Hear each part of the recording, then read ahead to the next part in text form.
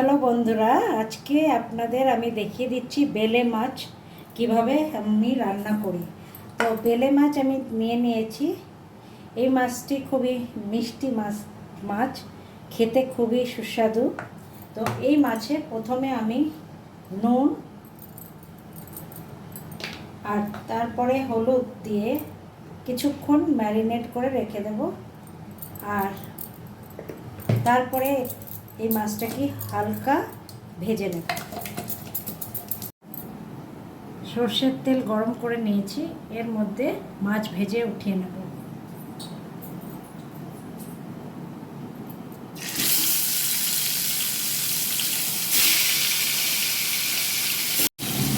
মাছ ভাজা হয়ে এসছে, আর 3টে মাছ ভাজা হলে হয়ে যাবে। আমি সাইডে আলু দিয়ে দিলাম, আলুটাও ভাজা আমি ভেজে উঠিয়ে নেব। মাছ ভাজা হয়ে গেছে, মাছ উঠিয়ে নিচ্ছি আমি।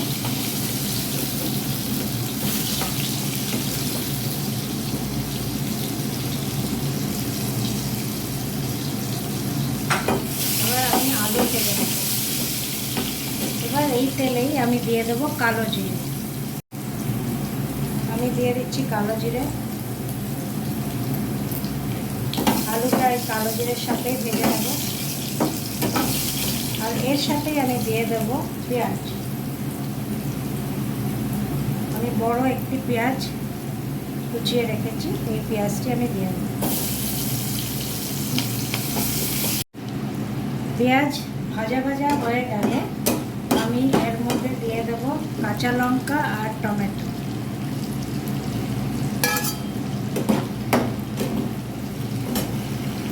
এবার দিয়ে দেব একটু সামান্য হলুদ আর নুন।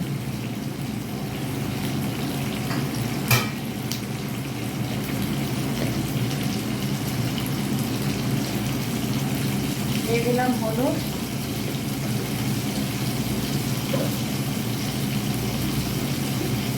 আর পরিমাণ মতন নুন।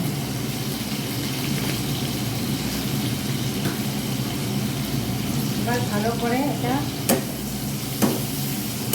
কষাতে হবে আমার, যতক্ষণ না আমার টমেটো পুরোটা গলে যায়। ভালো করে কষানো হয়ে গেছে, এবার আমি পরিমাণ মতন জল দিয়ে দেব। এই রেসিপিটি ভীষণ লাইট হবে, কেন কি কোনো রকম মশলা আমি দেব না।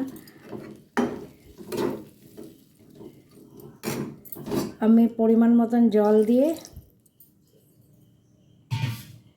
জিনিসটাকে বয়েলিংয়ে রেখে দিচ্ছি। এখন আমার এখানে দেখতে পাচ্ছি ঝোলটা ফুটে উঠেছে। এবার আমি মাছ এক এক করে এর মধ্যে ছেড়ে দেব।